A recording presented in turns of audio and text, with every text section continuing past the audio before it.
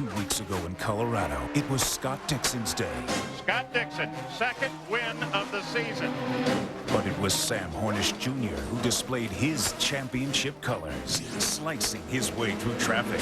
Still can't say enough about Sam Hornish Jr. And Chevrolet was once again on the prowl. And he goes around the Farron. Hornish gets the Farron. Tonight, the hot lights of Richmond's three-quarter-mile bull ring summon the world's fastest drivers. And there's the checkered flag for Sam Hornish Jr. A year ago, Hornish won here in the heat, but this time around, others have victory plans of their own. Southern hospitality comes calling as the Indycars challenge the shortest circuit of the season. The heat is on in 5 minutes.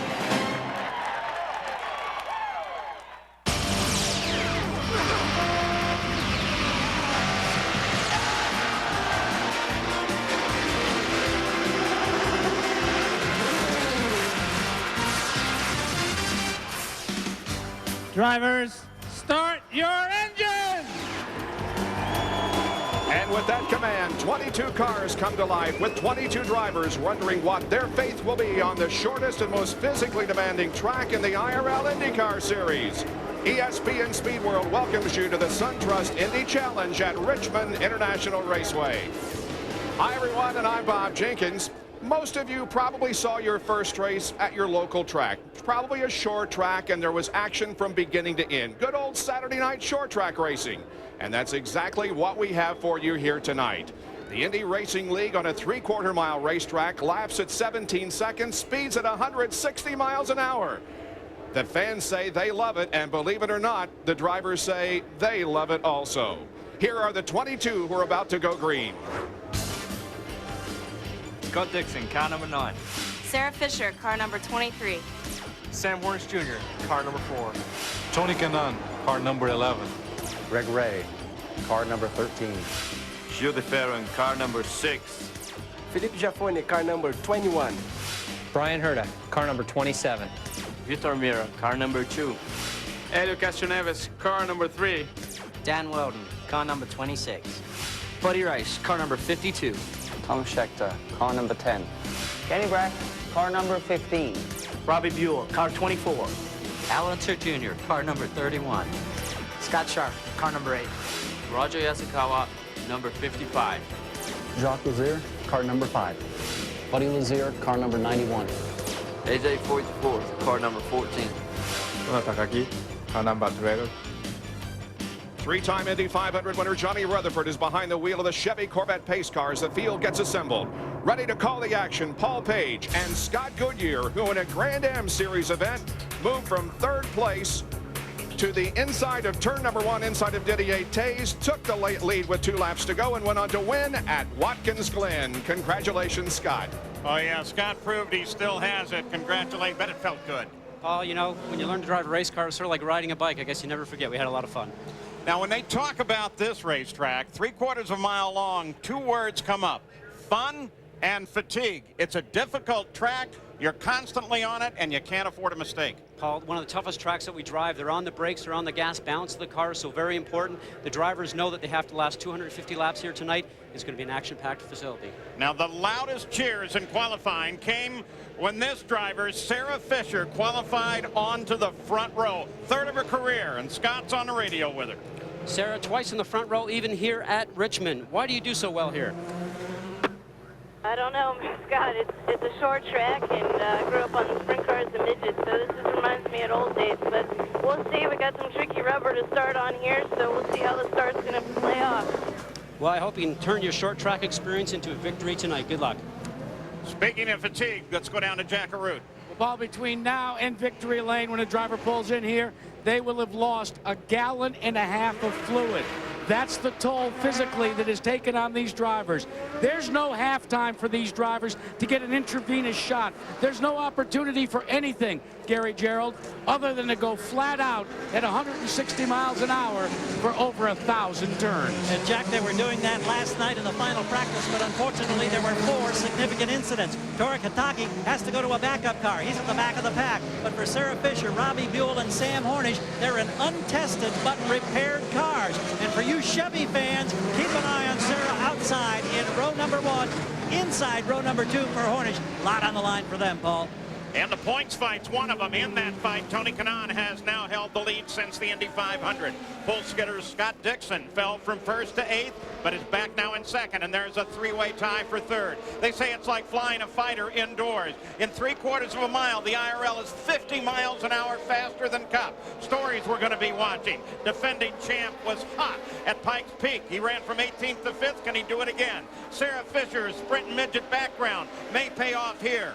Driving 3/4 mile circle is tough on body and car, and 10 of the 22 have never started here. 7 cars are carrying onboard cameras, including defending champion Hornet, pole sitter Dixon, and points leader Tony Kanaan. The field is set on this 850-foot backstretch. Yeah, this thing is small, but it's fast and it's furious. Green flag goes to Dixon. Kanaan in that green car tries to move up into 2nd place and gets it done. Sarah Fisher stays high in her yellow and blue car.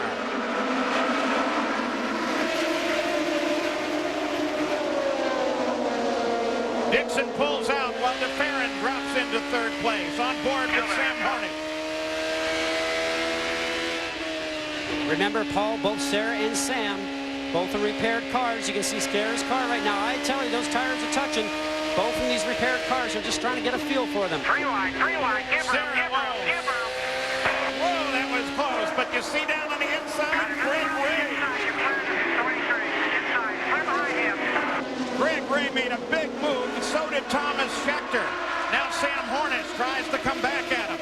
He gets back around Schechter. Sarah fades a little further back. This is like going to work in the morning on the freeway, but these guys are doing 165 miles an hour at the end of the straightaway, getting on the brakes and then trying to accelerate. This is one of the only tracks that we actually have to push the accelerator on and from a slow speed in the middle of the turn. That's the 10 car, Thomas Schechter. Went up to 6th after starting 13th, now faded. But he's still trying to catch Hornish, and Hornish is trying to catch Greg Ray, who has had a great weekend here. Listen to the ride when we get on camera next time. You'll hear them get off the gas, onto the brakes, and back on the power, accelerating out of the turns. Dixon Kanaan. We'll show you how they've moved in these first couple of laps. Schechter was the big move. But he brought Brett and Unser Jr. with him. Of course, Felipe Giafone, look at that. Fell 7 places, and Sarah Fisher, we showed you. She fell backwards, but that was probably a little bit of patience as well on board with Greg Ray. Ray's currently 4th.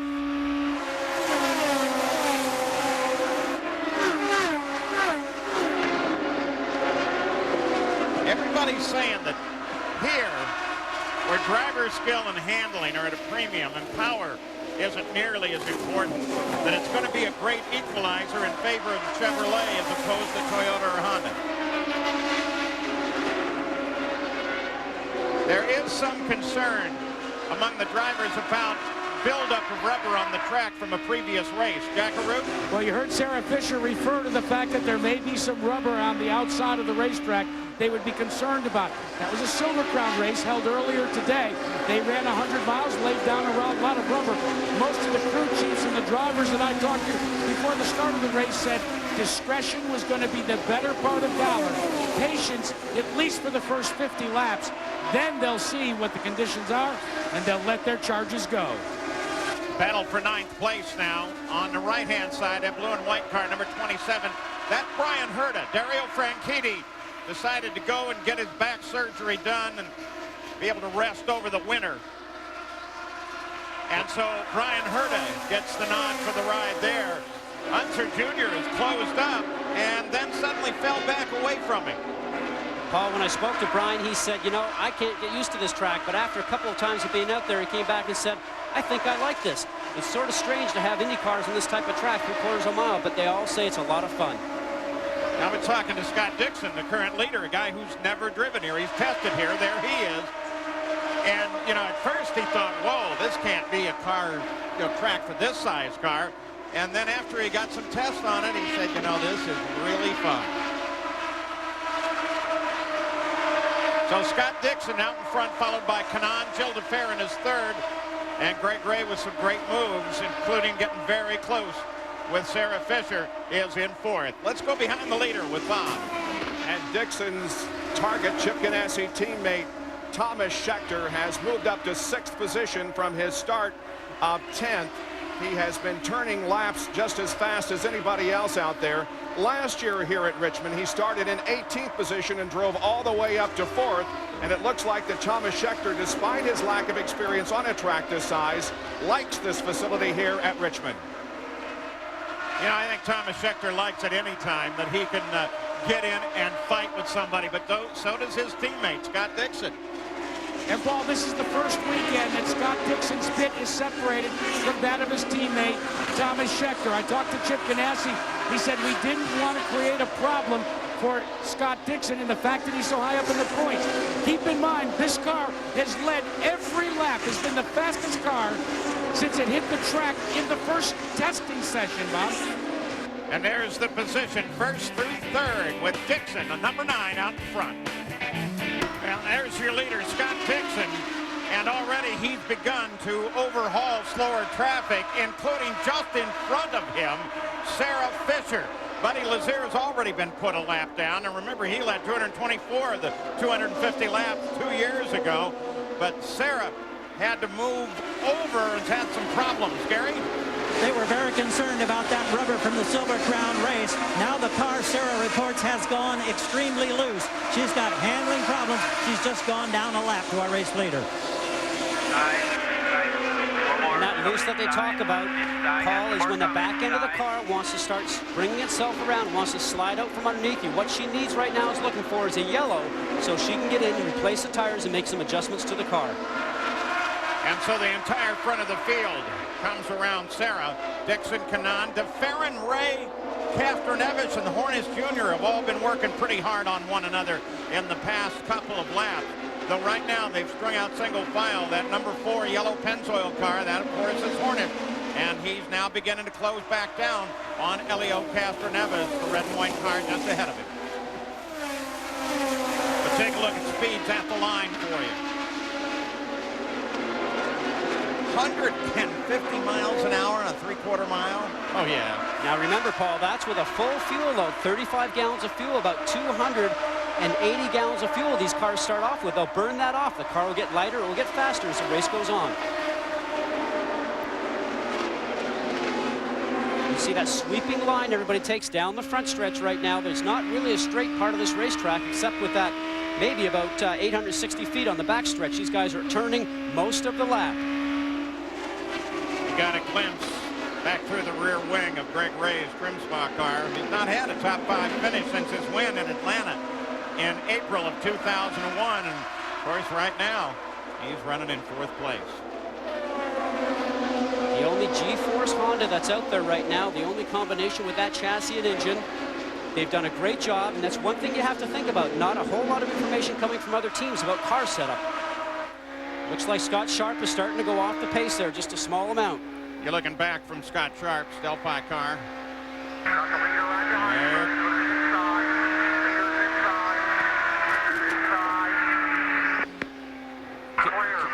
You can hear the radio information there right now coming from the spotter telling somebody's coming inside. Here comes Kanaan looking at the inside of Sharp. Now Sharp's got a problem with his car. Fast driver is just off the pace a little bit.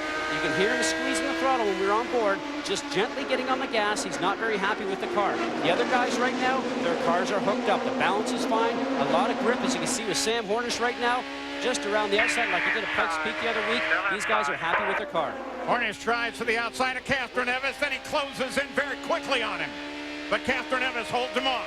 And Paul, that's one of the things about this racetrack right now. Guys are on the brakes right now and then back on the gas. There's a lot of give and go, just like being on the freeway. Man, they're getting close. This time Hornish may actually have him. Nope. Once again, Elio Castroneves is able to keep the car down on the inside.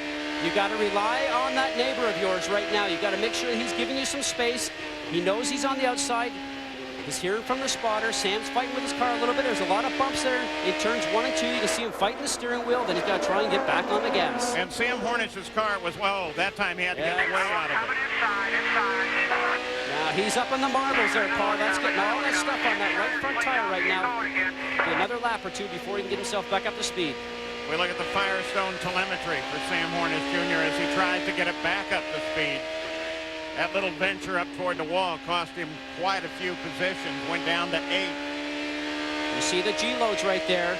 Going into the turn, he should be seeing upwards of 4, a spike of over 4, but right now, no grip from the car, and so he's always all down to 3.6 Gs. And looking back, you're getting another good view of the points leader, Tony Kanaan, his new Hulk car. And on the inside, here comes DeFerrin, here comes Catherine Evans on the high side. What a great shot right there, side by side. Remember, that's 165 miles an hour, 70 miles an hour going into the turn.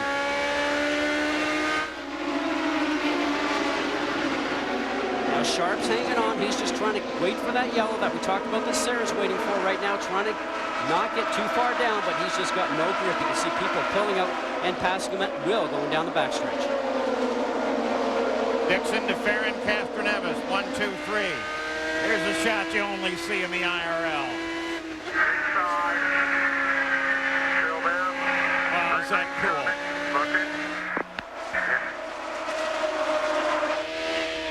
Now it's really heating up at the front. They go 3 wide. Hornets are trying to get back into this fight.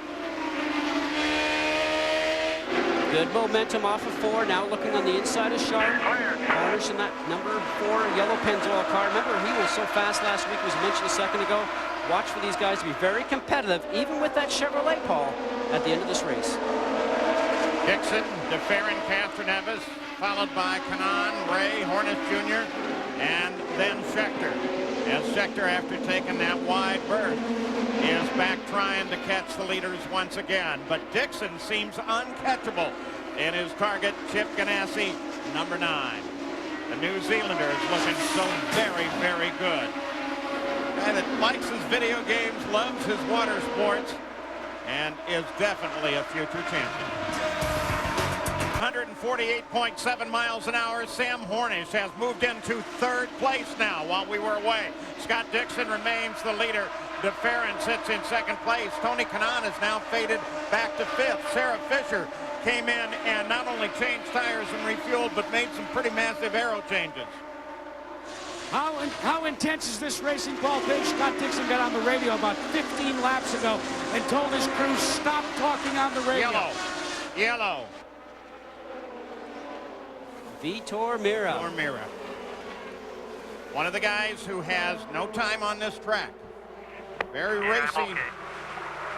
There again, coming out of turn 2. We talked about that before, the bumps in turn 2, trying to put the power down. We saw all those crashes last night, Paul, in warm-up, all coming out of turn 2. Vitor Mira, you heard him on the radio. He said that he's okay. And you can see him looking around. Imagine you feel pretty precarious out there until everybody gets slowed down. Absolutely. Steering wheel comes off, and that's a notice to everybody that he's all right. As we watch right now, he's high coming off of the turn, 1-2 combination, no grip up there, Paul, and it takes him right into the wall. Yeah, whatever happened to him happened well before that, and he got hard into the wall with the right side, but fortunately the car helped him. This is the onboard. Now watch, here he comes, coming out of 4. See, you can twitch with the wheel right there. The car's already loose, up to top gear, come down to the turn, getting in there. Watch his hands now. He's high because he's got somebody below him, and he's up just behind the marbles. And that's what ends up happening. See that right front? Watch that absorption right there. You think about those guys, 6-way safety harness and a crash helmet. Can't figure why anybody wouldn't wear their safety harness in a car. That was Dan Weldon, who was down low while Mira tried to go around. Now, each broadcast will answer your internet question about the IRL IndyCar Series. Here's one from Nikki in Bloomington. How many points is a victory in the IRL IndyCar Series race worth? And the answer, we'll not just give you first place, that's worth 50. 2 bonus points for leading the most laps. No points for qualifying, but there's the entire rundown. And here's the way they are. after 6 of the 16 races in the series. Tony Kanaan, who's held on to the lead for 3 races now. And look at that 3-way tie down there. So 50 points. Log on to ESPN.com, keyword IRL, and submit your question, which we'll try and answer during the next race.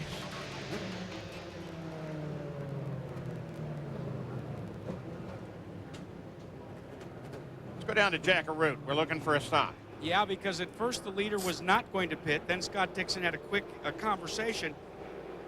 They said that he liked the way the car was operated. They're not going to make any changes, Paul, but I think that this is a precautionary pit stop strictly to take a look at the tire wear. He likes the way the car feels there, Gary. Sam Hornish has indicated his car is good, but they're going to go down on tire pressures on all 4 corners. Keep in mind, this car crashed while he was running that spectacular high line in the final practice last night. They changed everything except the under tray, the left side pod, the rear wing. Everything else new on this car after that incident, and boy, has it responded. And there is some concern from Helio Castroneves. He radioed into his crew, Gary, that he saw some sparks in his rearview mirror from beneath his Marlboro Team Penske car. They very calmly told him, we will check it when we pit. That coming up next. Yeah, I'm guessing that's probably more the product of the fact that it's dark already, even with the lights on. A lot of stuff does show up.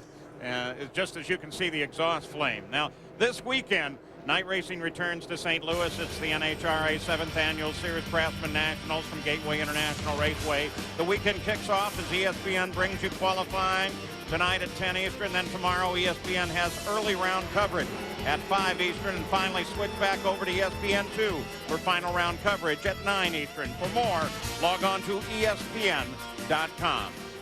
Well, the signal has gone out that the pits are now open, and Scott Dixon and most of the front runners are going to answer it. You see where the pit positions are of some of the key players, Hornish, Dixon, and Jill DeFerrin. Let's go to Gary Gerald. And here comes Sam Hornish. He's kind of at mid-pits. The number 4. You should see all of the rubber on the front nose of this car. Tire pressure's down all the way around. It looks routine. He's clear. Let's go to Dixon. Oh, look out. We got a problem. Jack went into Giafone. Hornish is rolling toward the nose of the wall. Contact with Giafone's number 21 coming in. Quick stop. He got out. Now Takagi's trying to get out around him. Watch to the right. Stay low. So what happened there, we'll have to do a little investigating on. Good catch, Gary. And you're right. Look at that car. All that rubber comes from that Silver Crown race we talked about before. Look at the rubber on the car. Also the rubber I noticed when they came in on the tires. Now when he leaves, right there you see Giafone coming in. Pennzoil team should have seen that. You have to know where your neighbors are up and down pit road. They should have held him just for one more second. He would have had a clean getaway. That's a third race in a row that you've had a problem in the pits. Giafone had a problem when he was trying to get out at Pikes Peak. With Scheckter. And Scheckter was coming in. Tight confines here. Remember, when you open the pits, everybody wants to come in. They want to pit underneath yellow, Paul. That way you will not go down a lap underneath a green flag situation. They come in to try and get all the service work they can done. Now watch Sam. He'll actually start to use the wheel when he gets on the front stretch to see that the steering wheel is still aligned for him after that contact. First glance, at least on Hornich's car, it looks none the worse for wear. We'll be back. Yesterday here at Richmond International Raceway, a ticket not only got to see qualifying for the IRL series, but a free autograph session that was held under the Turn 1 grandstand. All the IRL drivers came to sign autographs for the fans, and the fans turned out in droves to see their favorite driver and get their signature. A good time was had by all, even some posing for pictures here at Richmond. Here's Jackaroo. Tim Cindric is calling the shots for Helio Castroneves. Tim, Helio thought he saw some sparks under the car. You looked at it during that pit stop. Yeah, we can see we had some damage to the rear tire, and actually it was the front. Looked like we ran over a drive shaft from that car, but I think everything's okay. It looks fine here. Gary? John Barnes, you had Sam come in. You looked over the suspension. What was the determination? Well, it bumped the 21 car when the 21 car shoved over in front of us there coming into pits. We couldn't see anything wrong. It looks like the steering might have jumped to inside, but it should be okay. What do you tell your driver, how to stay cool and try to get back what he worked so hard to earn? Well, we'll just have to see what we can do. He's a patient kid. He knows it's all about patience here. So we'll see how the chassis is. Boy, you talk about patience at this place, and you capitalize it, italicize it, Bob. And it will be interesting to see him move up through traffic. He's going to restart in 15th position, and we'll see how quickly he moves up. There, meanwhile, is Felipe Giaffoni as he gets ready for the restart here. We'll go back to racing on lap number 69. The order is Dixon, DeFerrin, Castro-Neves, Kanaan, and Schechter in that order. Al Unser Jr. is running 6th, and there you can see how the positions changed during the most recent round of pit stops. Paul? Yeah, Kenny Brett came into the pits in 8th, out in 5th, but they didn't get the left rear on, and so he had to come back down, so it all went for naught. They're lined up now behind Scott Dixon, DeFerrin, Castro-Neves, Kanaan, and Schechter, top 5. A.J. Foyt IV is in the restart order, but oh, we got a car in trouble right away. And they keep the yellow out. That's Schechter. He's still under power, Paul, so possibly just not a gear selection. Maybe the gear didn't go in place for him, but he certainly didn't have any drive when they went to green. So let's watch this. Look at it here. Getting There's squeezed Schechter down on the inside. Yep, just a little bit loose. What a catch. Look at that. And hits the right front of Al Unser Jr. What a great piece of driving. Remember, he's up in the marbles right there, and the thing's sliding along at probably 65 miles an hour, the same speed you and I go to the office in the morning. They are calling in Thomas Schechter to look at the front end of that car, guys. Yeah, they're going to have to look at Little Al and at Thomas Schechter. Make sure that everything is good on both cars. I'm looking, and I don't see anything obvious on the front wings, except whenever he gives it a good shake like that, you see a puff off of the right front. Yeah, there's Unser Jr.'s. They can't let that part end up on the track, so they're going to have to do something with that car. They tried to start it, couldn't get it done. Schechter gets pinched down. Touches Al Unser Jr. Sunday night, ESPN returns to the Big Apple as Derek Jeter and the New York Yankees host Cliff Floyd and the Mets in an unmatched crosstown rivalry. Mets-Yankees is also available on ESPN HD, ESPN's new high-definition nationwide service. Sunday Night Baseball presented by Nextel at 8 Eastern. For more information, log on to ESPN.com. They're waiting for Unser Jr. right now. Going to put a new wing on him. Remember, he was sitting in 5th place, ready for that restart. So watch your speed. It's going to be costly. Well, at least it's under yellow for him, Paul, so he's not going to have to go in the pits under a green situation when the speed is higher on the racetrack for all the cars that are there. So he gets that new front wing. That new front wing is already preset. And Scott, let me interrupt you for a second. They are going to pull it off strictly because the end fence was bent on the right-hand side. These cars are designed so that you can make those changes as quickly as possible. Yeah, likewise now for the Thomas Schechter machine. Their front nose has got a problem, but they cannot get the nose off the target mount. They are going to spend a little bit more time than Al Unser Jr. did. Sam Hornish, you also saw him in. Well, now they're getting desperate down there. Hornish is already away. Well, they're trying to beat the pace car out, Paul. If that pace car comes by in the front stretch and he's not out of pit lane, he goes down a lap. And there's a pace car on our left. So the pit crew guys are watching that and grabbed one of his crew members and said, man, he'll come back in next lap to do that. We just got to get out. And that's exactly what they did. They're going to send him back out so he doesn't go down the lap, and then they'll make the exchange on this nose piece, which, by the way, guys, runs about $12,000. And the change, the good change that we saw for Unser Jr. was a 13-second change of the front nose. We'll be back. Al Jr., Scott Goodyear up in the booth. What a great run up to 5th. A little mishap there with Schechter. What's going on? Well, we were coming on that restart, and, you know, Schechter just lost in front of me, and I did everything I could to avoid him, but I ended up flipping my right front wing. Put a new nose on the car, but the wing settings are identical to what I had before. So, you know, the Cortecto special is ready to go, and we're going to come back up through these guys again. Well, good luck. Hopefully we see you in victory circle. Bob? We got 1 lap to go to green. By the way, Alonso Jr. has turned the fastest lap of the race at over 155.5 miles an hour. Most everybody else is running in the 153-mile-an-hour area. Paul, we're about to go back to green. Dixon's on point. DeFerrin, Castroneves, Kanan, Ray, and Dan Weldon sits up now in 6th place. You got a glimpse of him earlier when Vitor Mira caught the wall. That was Weldon down low. Green's back out there. Dixon. And both the Penske cars are on the move. A.J. Foyt IV tries to get up the middle line and out of the way, let the leaders through. Very difficult time right now, Paul. Fresh tires on for a lot of these guys. You've got to get the tires built up on the pressure and the temperature to get maximum grip. These Firestone tires give a lot of grip around this racetrack, and these guys know they got to get 1 or 2 or 3 laps before they will come in. 5th place Ray, Tony Kanaan just ahead.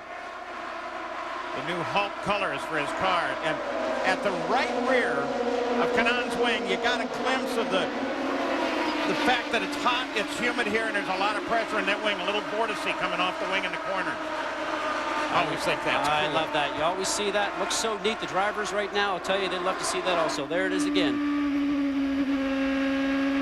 You're back on board with Tony Kanaan now. The new Hulk-colored car. And Vitor Mira. What's the story with him, Gary? Vitor, can you quickly tell us about the conditions and what created your problem?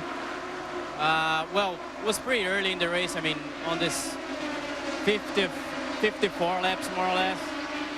And I was trying to overtake the car in front of me. Had a couple of runs, but never finished the movement. And, well, a car behind, which was Daniel Weldon, put it inside me, kind of slided a little bit, came too hard. I went to the Marlboros and spun. That was about it. Glad you're all right. Thank you. The long struggle for Thomas Scheckter to finally get his nose properly back on the car was very costly. Put him 2 laps behind the race in 19th position. And the star of the show, once again, appears to be Sam Hornish. I tell you what, when it comes to handling and just raw driving, he's tough to beat. One of the most talented guys on the racetrack. You heard them talk about dropping the tire pressures by about 1 pound. Probably looking for a little bit more overall grip. Remember, a bit of a greasy sliding track right now because of that race that we had here a little bit earlier on tonight. Hornish, as you see, dropped to 13th when they had to do the work on his car. And look how quickly he closes on the gang ahead. He did a driving clinic for sure at Pikes Peak. Did a great job all the way through. Now he's got Al Jr. directly right in front of him, and that's 12th place, so that'll be a fight for position when he gets up to him. Now remember, Al was all the way up to 5th, so his car's running well, and as Bob said, fastest lap of the race so far, and quite a contrast from Pikes Peak, where Al just didn't have a good handling car, didn't have a good weekend there a couple weeks ago. Yeah, with reference to Hornish, you heard John Barnes say patience is the key here, and it truly is. You just got to figure out some way to stay with the front, but stay out of the fight. And frustration can set in, Paul, because as a driver, you want the car to work well, and the car will change lap after lap around this racetrack, and you have to use those cockpit adjustments to help it handle better. But frustration can set in if you're trying to get past somebody and you can't do it. As we heard from Mira, sometimes you put yourself at risk. So while Sam Hornish tries to catch up, we'll go back up to the front of the field. And there he is, number 9, Scott Dixon, the Chip Ganassi car. Jackaroo, what's going on up there? Well, they've told Scott Dixon to try and keep the car down low in the corners. They've seen the results of cars that have run up high. Meanwhile, Dixon is very concerned about those 2 cars. The Helio Castroneves, Gilles DeFerrin, Marlboro team Penske tandem, as they begin to close, they've already begun to warn Dixon about the 2 cars, and they said, Scott, they're running just as fast as you. The last time around, they were almost identical, laps in the low 152s. Castroneves dropped down to the high 151s. When you're looking at these 2, remember probably the easiest way to differentiate these cars, come in the camera pod up on top for DeFerrin, it's white, so is the attenuator at the back, it's red on Helio Castroneves' car. There is a report that Sam Hornish Jr. may have just brushed the wall, and we're going to go back and check it. Well, if it isn't the case, then Scott Dixon saw it as well, because he radioed in, guys, that that's exactly what happened. got the onboard. We'll look at it. And right through the middle, 1 or 2, a little bit tweak with the wheel, gets it. See how loose that is? It snaps around, a very slight rub with the right front wheel. That's nothing to worry about. That's the same kind of problem, though, that he was in earlier. He must really be running that car loose. I mean, he can drive it loose. He's good at driving it loose. But then the fatigue thing comes in. Back behind the leader, we're watching Buddy Rice, Bob Jenkins. Right now, Buddy is the top Chevy competitor. He is running in 8th position after having started in 12th. Remember, he had a good run 2 weeks ago at Pikes Peak International Raceway where he had a top 10 finish in 9th spot. This, of course, is the Eddie Cheever-owned team running the Chevy, but right now Rice is atop the Chevy leaderboard in 8th spot. The Red Bull Team Cheever car, Buddy Rice. And there is Dixon. And you want to look at the difference between he and Schechter. Look at the rear wing end panel. White for Schechter, the number 9 car. Red for the 10 car of Thomas Schechter. Hornish still trying to move his way up through the field. He's the last car on the lead lap right now. Currently, Hornish sits in 14th position behind the leader, Scott Dixon. We'll be back with more from Richmond. Changes at the front. Dixon, DeFerrin, Castroneves, Kanaan, and then this guy, Greg Ray. Had a good run tonight. He was fast when he unloaded. Fast when he unloaded. That's what a driver loves to have, because then he knows he's good for a great weekend. Let's go to Gary Gerald. Talk with Greg Ray, and he thought that he could have won this race the last 2 years driving for other teams. Now he's got his own team. The bad fortune that plagued him the last 2 years, looking real good tonight. And his co-owner, Lee Marosik, is here for the first time to watch an IRL race. He's the man that lost 100 pounds on that trim-style product that now sponsors Greg Ray's car. Greg Ray pretty trim himself. Dixon, DeFerrin, Castroneves. See it there as the top 3. Ray closing on Tony Kanaan. Kanaan, the 11 car. And at the same time, the Penske cars are fighting for second. DeFerrin's still in front, but they're trying to get around the 91 car of Buddy Lazier. We'll take a look as they come down the front stretch at the speeds as they cross the line.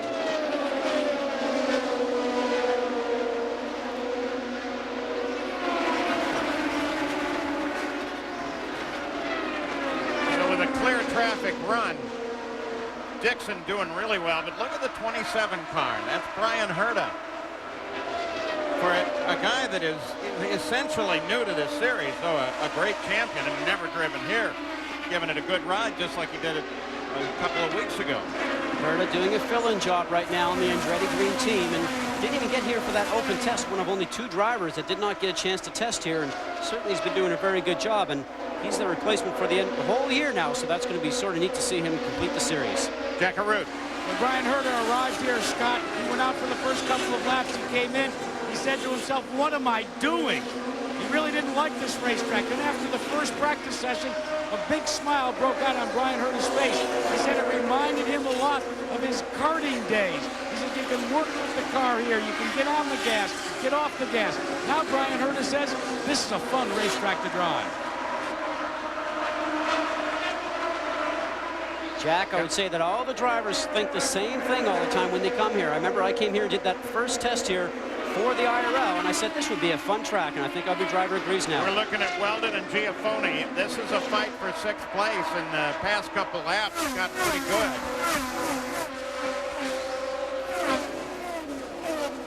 Dan Weldon, who is the red and white car, left side of your screen. Giafone, of course, a very familiar number 21.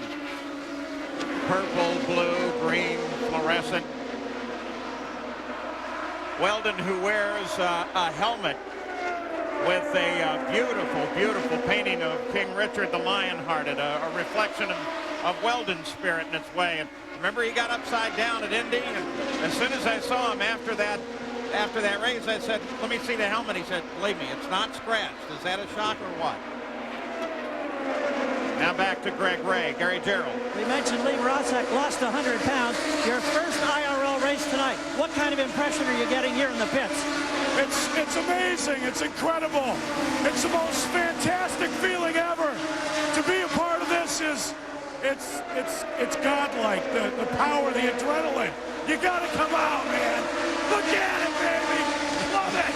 Yeah. I think he's excited. Oh, I think he's doing okay. He's right, though. You run out of adjectives when you see this thing.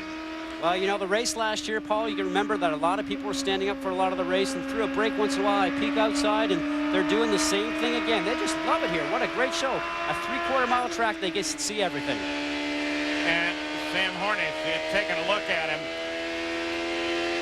The leader's coming up. You can see him off in the distance there, so Hornish may, in fact, go a lap down here in just a moment. There's the leader. Now, Hornish in that yellow car we see, Paul, he knows from two things. The radio contact, he says, guys, he's getting on the radio and hearing that he's got a leader coming up behind him. He also can look in his mirrors. He does not want to go down a lap. 120 now complete. Only one car out. Vitor Mira crashed with the wall while he was trying to get around Dan Weldon. The leader, right from the get-go, has been this guy, the number 9 car, Scott Dixon, Auckland, New Zealand. Lives in Indianapolis, Indiana now, though, and loves this track. Al Jr. Sarah Fisher. Sam Hornish. Spider-Man. Sarah Fisher. St. Gilles de Ferrin. AJ Floyd IV. Elia. Robbie Buell. Sarah Fisher. Sarah Fisher. Tony Kanaan and Elio Castro Neves. Tony and Elio. It's always Tony first, though. He said Tony first. Yeah, who's your favorite IRL driver? Tony Kanaan is one of the most popular. Sarah Fisher, without question, is the favorite driver of IRL fans, but she has been struggling here. She's been trying to keep up and out of the way. Nothing's changed since we left you. It's still Dixon, DeFerrin, Castroneves, Kanaan, Greg Ray. Behind them, Weldon and Giafoni are continuing to fight with one another, and the yellows just come out, and that's A.J. Foyt IV. Now, all those guys you see on the right are all the board men along there, Paul, that are all signaling to their drivers on the backstretch. Yeah, backstretch. And trust me, when they see a car coming, they take for cover. There's Grandpa. I just ran up here to check the temperature. And as the IRL safety team gets there, they, of course, check to make sure that Anthony's okay. And then they take their time getting him out. Here's how he got there. Hornish was right behind him. Looks like he's just coming off the middle of the turn. That's where those bumps are that we talk about there. You got to be so gradual on the power, applying the gas pedal down to the floor. You got 700 horsepower on those rear wheels, and sometimes they just spin and come right out from underneath you. Also, in that dirty air, that traffic we talk about there, not as much grip coming off the car as you would usually have. You're right. Boy, the board guys were all down, and down quick. Of course, the rule there is never look anywhere but upstream. So, third caution in the record book now. 131 laps are complete. Dixon is still the leader. What a streak this guy is beginning to put together. And will he be able to go flag to flag? Well, seems like that's very possible. Next Sunday, the IRL IndyCar Series returns to ABC Sports. Kanaan, Dixon, DeFerrin, Unser Jr., and Castroneves will battle for crucial championship points on the Tri-Oval at the Kansas Speedway. Don't miss the Kansas Indy 300 next Sunday at 1 Eastern, 10 Pacific on ABC Sports. There's a quiz for you. Who won, think about this, who won the first race at the Richmond Fairgrounds? It was a predecessor track, dirt track. Look at that enormous crowd, by the way. This track here seats 106,000, and it looks like at least half full. All right, what's your shot on that, Scott? Come on. Well, we're talking a long, long time ago, Paul. I wasn't born. I'm going to throw it over to you. Oh, give me a break. Well, I was born. I was a year old. The answer is, believe it or not, an IndyCar driver, Ted Horn, who 46, 47, 48, had 3 national championships. But once again, they're going to stop. And Scott Dixon comes to his marks. Some debate as to whether Roger Penske was called Gilles de Ferrin in over weather concerns. 35 gallons of methanol for your leader. If Scott Dixon beats the Marlboro team out, he will continue to lead this event. Taking a look at the at-pit exit, Castor Neves. Team got him around his teammate. That's going to go over really good. Giafoni with that stop gets around Weldon. And Rice moves the position forward, as does Hornet. 7 laps completed under yellow because of a crash involving A.J. Foyt IV, and we have had some lights go out on the backstretch, creating a rather dark spot back there. We're not sure exactly what will have to be done in that situation, but for right now, we remain under caution. The leader of the race is Scott Dixon. He has led all the way. Tony Kanaan, however, is running in 4th position and doing a fine job, and Scott is able to converse with him on the radio. Tony, Scott Goodyear in the booth. You started 4th and you're running 4th. Do you have enough to catch the leaders? It's going to be a long day for us here. My car is really tough with traffic, but we'll see. We need to use the lap cars to try to pass people. The ice is pretty hard, so we'll see. It's going to be a long night. Well, good luck. Bob? So Kanaan now remains in 4th. Giafoni is running in the 5th position as 138 laps are in the books right now. They're the top 5, and we'll be right back with more of the SunTrust Indy Challenge. International Raceway, and we do have some lights that have gone out here at the track. You can see right there a light on the inside of the racetrack that shines to the surface of the track is out. In fact, there are several of them, creating a rather dark area over on the backstretch. One driver who has not had a particularly good night here is Scott Sharp, who is currently shown in 17th position, a lap down. Scott Goodyear. Scott Sharp, Scott Goodyear in the booth. We've got a report that some lights are out around the racetrack. Is that affecting things for you guys out there tonight? It's a little bit darker, Scott, but it's really not so bad. I mean, there's some bright lights out here. You know, it seems like there's a little bit of shadows in between some of the lights, but it's still real well lit. And the track conditions from the Silver Crown race a little bit earlier on. We saw a lot of guys having some problems even on restarts. Is the track coming back now as the tires starting to get back into the groove? Seems like it's starting to a bit, yeah. I mean, we've certainly we've picked up all that rubber, laying our rubber down. You know, we're trying to make the best of this race for the Delphi car. We got a little loose early, but made a good stop. We're just trying to see if we can't get one of our laps back here. Well, a long ways to go, so good luck. Come on. Bob? So Scott Sharp continues to run in 17th. There is Dan Weldon, who's having a great race in 6th. He's a rookie and replacing the legend Michael Andretti. The young 25-year-old lives in an Indianapolis apartment and very well organized.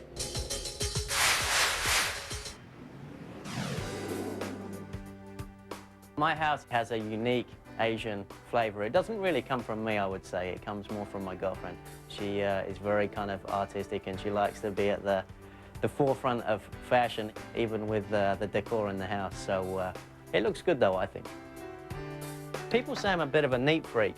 As you can tell, I'm obviously pretty neat. I have the hangers all going the same way. The pants are all kind of hanging without creases. I even have the shoes in their original boxes. You know, I'm going to take a lot of kidding for this from Michael Andretti and Tony Kanaan.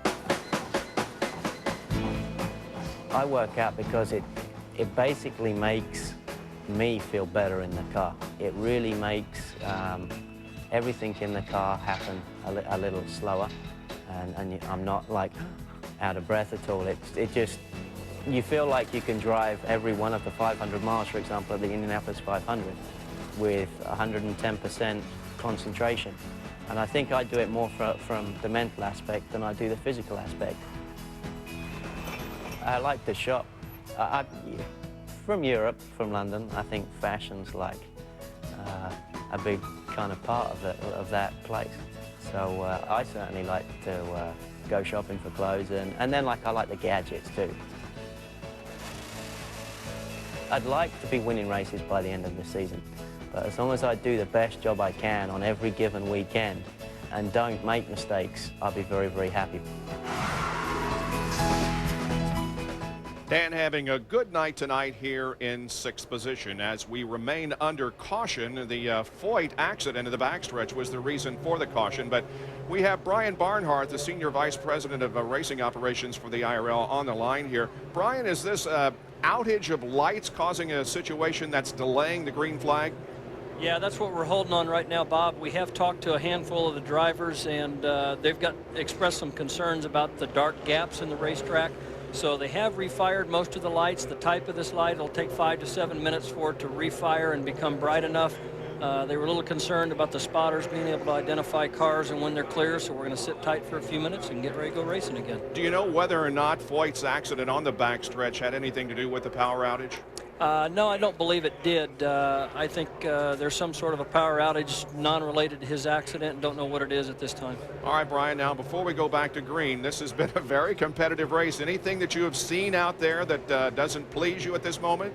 No, I think they've all done a pretty good job. I think they've been relatively patient, you know, and I think the guys are working hard getting through traffic, and everybody's respecting each other very well and doing a good job. And hopefully we'll be that way for the next 100 laps as well. Well, let's hope so, Brian. Thanks for taking time to talk with us. It has been a very patient race for most of these drivers, but it also, this caution period is giving them a chance to relax a little bit. There are the top 6 after 148 laps. Here at Richmond, although Scott Dixon has led all the way, we've seen some incredibly close racing here early in the race. Sam Hornish and Sarah Fisher. Here's Greg Ray going to the inside of Sarah Fisher and putting a donut on the side pod. A.J. Foyt the 4th and Scott Sharp were involved in some very close competition out there. Now, Scott Dixon has led all the laps so far here tonight, 152, and he has now set a record having led 241 laps of competition. So certainly Scott Dixon has on a hot streak here at Richmond International Raceway. Well, we have drag racing coming up for you a little bit later tonight, and in fact during the entire weekend. They're in St. Louis, the NHRA 7th Annual Sears Craftsman Nationals. ESPN2 brings you qualifying tonight at 10 Eastern. Then tomorrow, ESPN has early round coverage at 5. Finally switch back to ESPN2 for final round coverage at 9 Eastern. For more information, log on to ESPN.com. Gary Geralds with A.J. Foyt the 4th.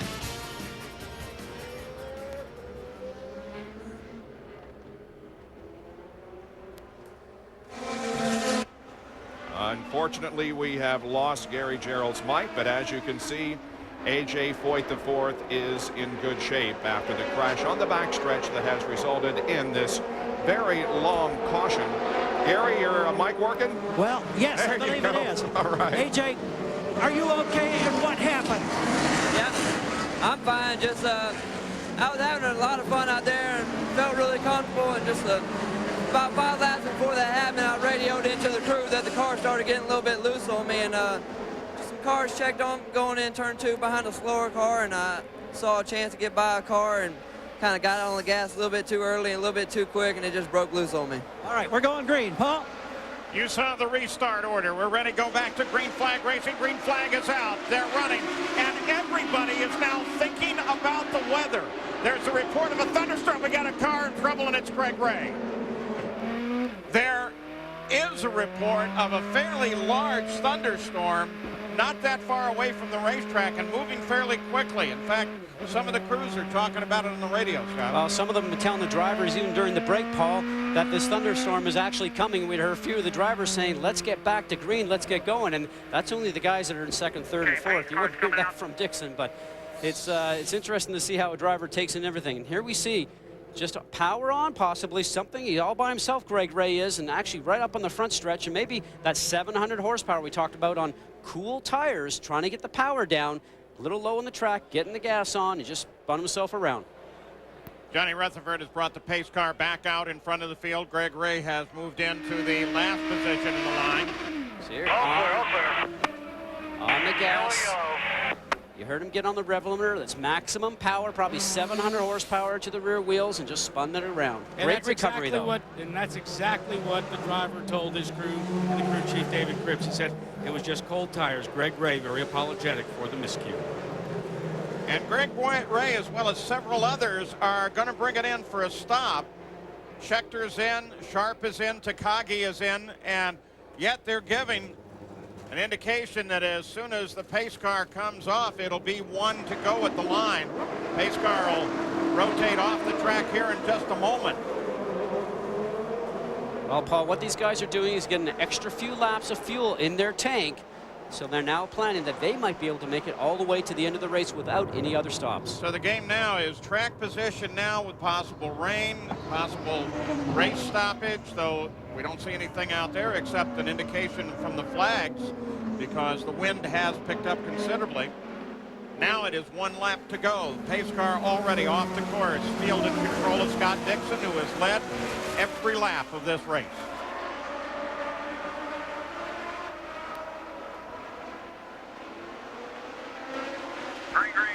Pretty tense moment as the green comes out because everybody realizes the end of this thing could be at hand. Or it could go the distance.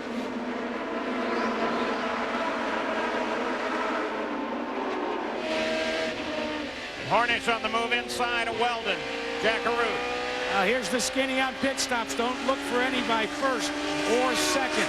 Scott Dixon and Gilles de Ferran both deciding that they will not pit. And also for Helio Castroneves in third. Neither of these 3 cars intend to come to pit road again.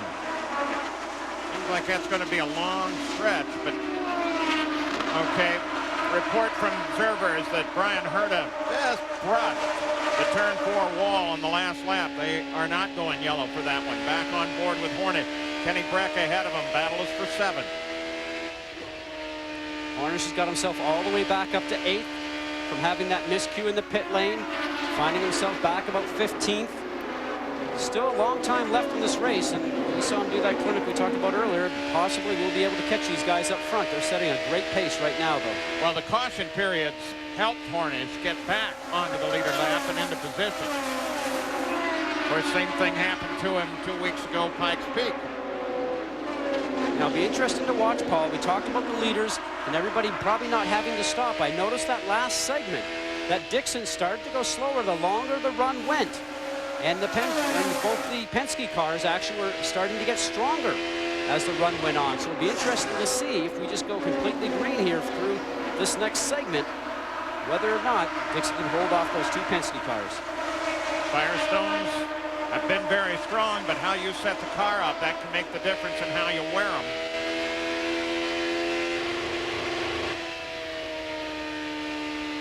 It's into the limiter down there at the end. Limiter, you want the lowest gear possible coming out of the turn to get the best acceleration down the straight. Remember, only 860 feet down this back stretch right now. And this front stretch we're on right now, look how it curves. Never any time to turn straight at this racetrack. Castroneves ran the last lap at 156.7 miles an hour, fastest car of the lap. While Hornish continues to work on Dan Weldon. And there's your Firestone on board telemetry for Hornish.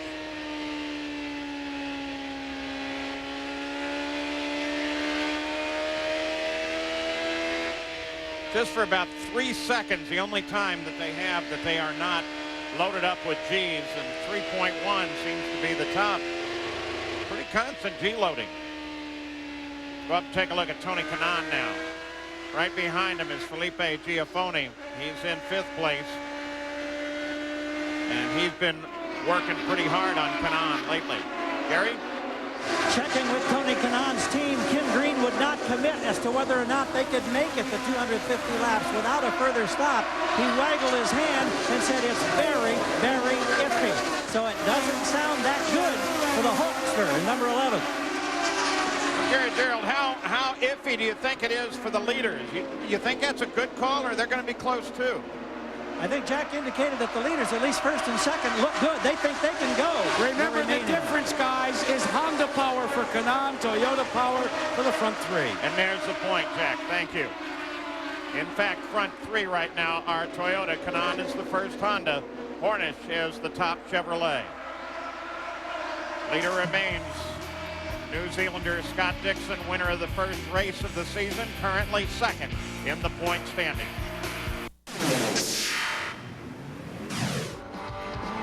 Ripping those licks, it's Kenny Breck and the Subwoofers. It's gotten to be a tradition that they put a concert on in the race venue, and I'll tell you what, it was a pretty good show, and Brian Herta got up and sang. So maybe the Subwoofers have a new vocalist as well. You're on board with Kenny Breck right here. He currently is, he's he's had a tough day. He's 7th. Hornish now closing on Giafone. Giafone closing on Kanaan, so Hornish was able to work his way around Weldon and still is charging for the front. While at the front, it's Scott Dixon turning laps 152 plus miles an hour. When we watch these guys, watch the lines they run. Giafone likes that low line, likes to get tucked down to the apex, right there. By the yellow line, he starts to use it on the way out. You got to make sure you take care of your neighbor on the high side, and Sam always loves that. Look how close these guys are getting at 160 miles an hour. Inches away. Just inches away, and both of them side by side. Giafone's not giving up. They brush wheels. Giafone slows a little bit with that, but he stays in there. Hornish won the battle. Now he's going to put his sights on Kanaan. So Hornish to 5th. Kanaan now sits ahead of him at his target, and Hornish is already right there. Oh, shades of 2 weeks ago, Hornish is on the move. Couple of changes coming up very shortly on that Pennzoil team, Paul. Here we go on the outside, that outside line again. Hornish has been working this line. Again, stays side by side with Kanaan, and finally Kanaan has to give it up. Hornish goes forward. That line's working great. How's he able to do that? It's just pure grip and talent, Paul. You put all that together in a package. The car is set up by Andy Brown and the Pennzoil team. These guys have done a great job. He likes to run that outside line. He's very confident with it. A lot of drivers say, you know something, I'm not comfortable up there. I'd rather run it low. But when you get into a traffic situation, especially on a tight track like this or Pikes Peak 2 weeks ago, if you can run where somebody can't, you're going to have an open line. You're going to be able to pass people. And Hornish is pretty amazing. Very fast hands. Is able to keep the car under control when I suspect a lot of other guys could not. Jack? Well, we know what drivers like to do on their time off. What about crew members like Kevin Blanche? We've told you before he's an amateur bass fisherman. Well, he went out and competed in a bass fishing tournament. He finished 11th. He said, that's the best I've ever done. His lifelong ambition to fish in the Bassmaster someday. Right now, I think his day-long ambition tonight would be to take this car with Sam Hornish to victory lane. Hornish was a lap behind at 14th. Sitting up there in 4th place now. Since the last restart, we want to show you the cars on the move. Hornish, still the name. And as we cross the 188th lap, the leader, Dixon, has led the first 188, led right from the green, and that beats Buddy Lazier's record of 187 straight leading laps set here 2 years ago. Robbie Buell now the target, the Purex car down on the inside. We talked about the momentum on the outside right now. You see the momentum that he's able to keep up on the outside line. That's the key. That's the secret here. Everybody's slowing down mid-turn, and here he goes, just driving around people like they're going about 5 or 10 miles an hour slower. And he'll choose the inside too, I guess, won't he?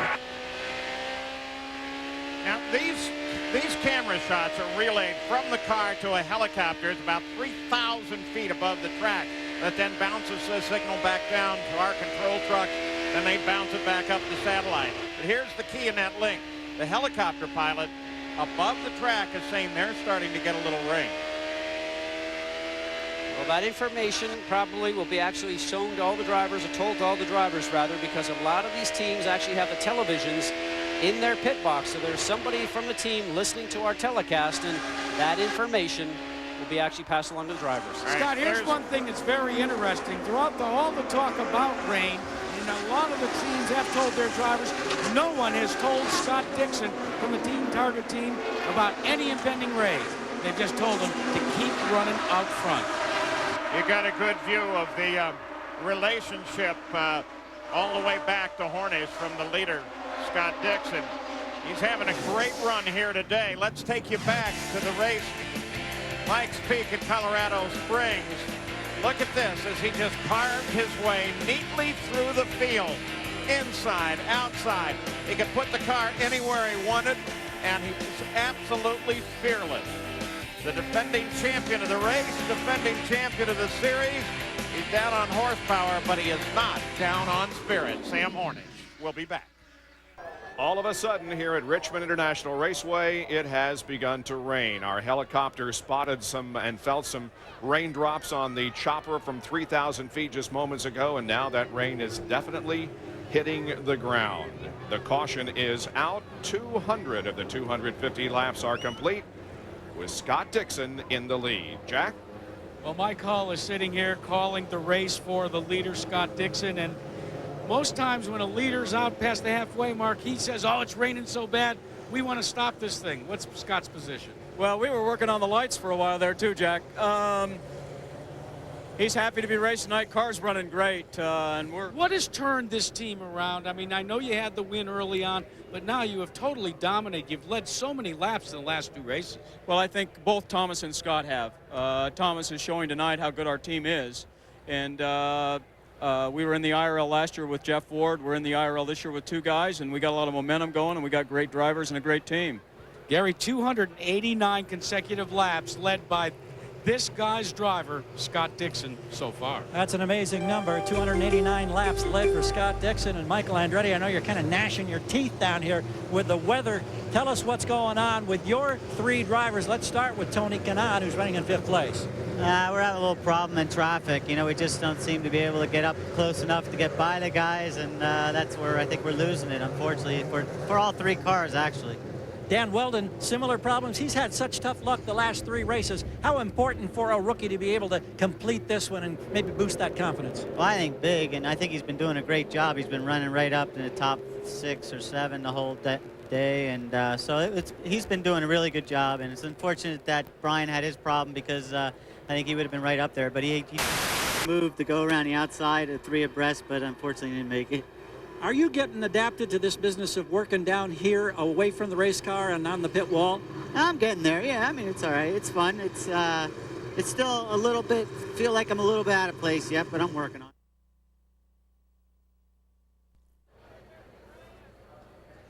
We are back at Richmond International Raceway, and we have indeed suffered a bit of a power hit here with the lightning coming down and the rain coming down. So we apologize for that interruption from our transmission here at Richmond. The rain does continue to come down. In fact, it's coming down a little bit harder, but the cars remain on the racetrack.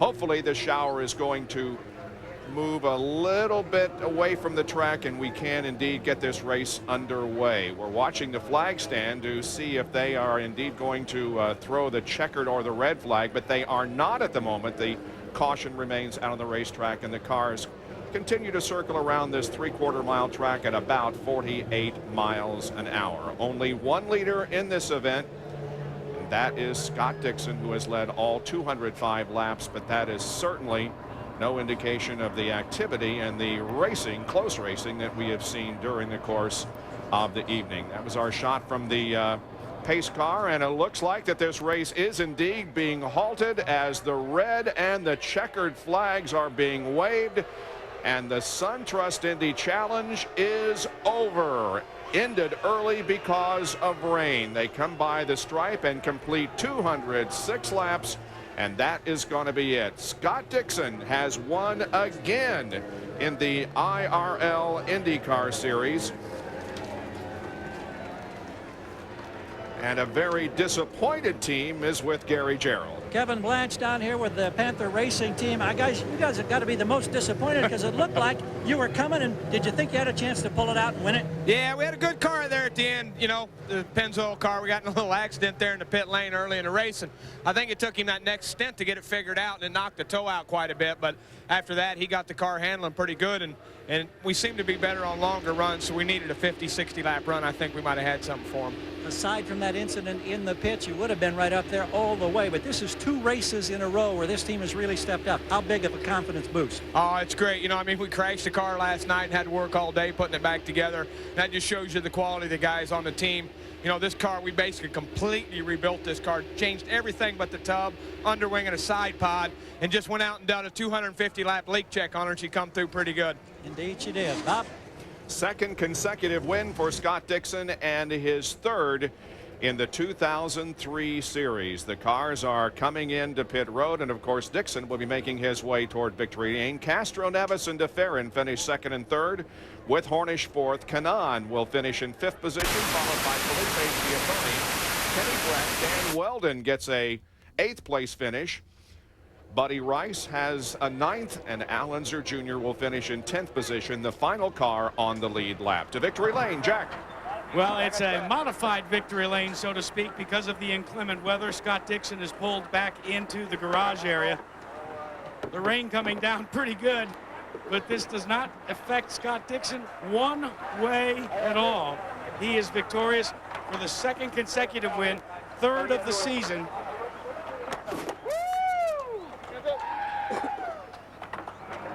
He's got to get all his radio gear, the Hans device, all the safety device. And he gets out of the wrong side of the car. We're going to go over to that side. A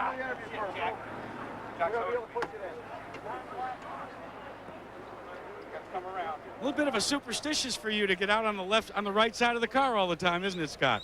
No, definitely not. I don't know why I did that. A little bit of gear here to get out. Well, it didn't rain on your parade tonight. Congratulations. No, definitely not. The guys did a great job. We just saved fuel the whole race, and hey, it came off. Unfortunately, it rained, but I think we had a very good car.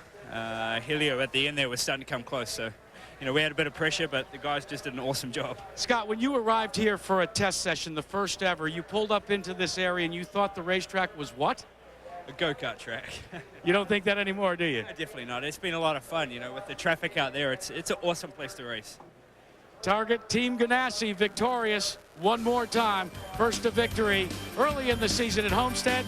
Now a victory in Colorado. And stay with us because we're going to have baseball tonight, not at the scheduled 10 o'clock Eastern time, but about 7 minutes from right now at 9:45. Here's Gary Gerald.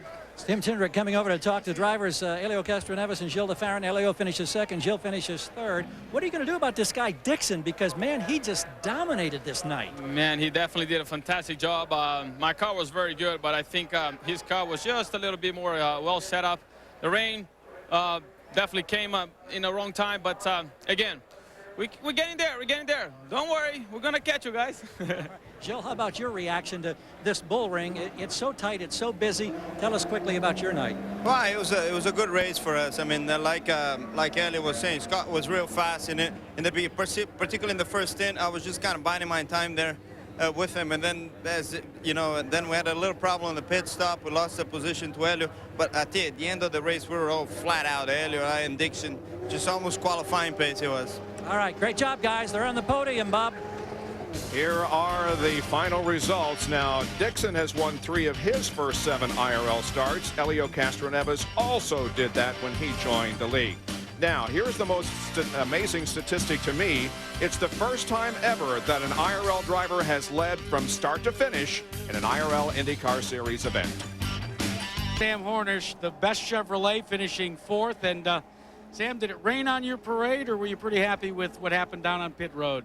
Oh, well, always like to see the checkered flag at the full race distance. I don't know if we would have got Scott, but I think we could have got a couple other guys. But, you know, you got to stay out of trouble with these races, and we were doing what we had to on the track, pulled out of the pits. And what happened on that pit stop? What happened between you and Giafone? I mean, I got waved out, and, I mean, I don't know what happened. Obviously, it was something that usually doesn't happen because it's never happened before with myself and Panther Racing. And I think that it was just an unfortunate incident. 2 of us got together, and it hurt our chances of winning. But well, he still came back in 4th. And I think the best way to put it is he said, tonight sure beats working at a fast food restaurant. Here are the point standings. Tony Kanaan leads by 27 over Dixon, then Castroneves and DeFerrin. Kenny Brack and Al Unser Jr. are tied for 5th position, just 60 points back of the lead. Coming up next here on ESPN, Baseball Tonight. And join us next Sunday, July 6th, from Kansas City for the Kansas City Indy 300. You can see that on ABC live at 1 o'clock Eastern, 10 Pacific. Thanks for joining us here at Richmond. This has been a presentation of ESPN, the worldwide leader in sports. For more information, log on to ESPN.com.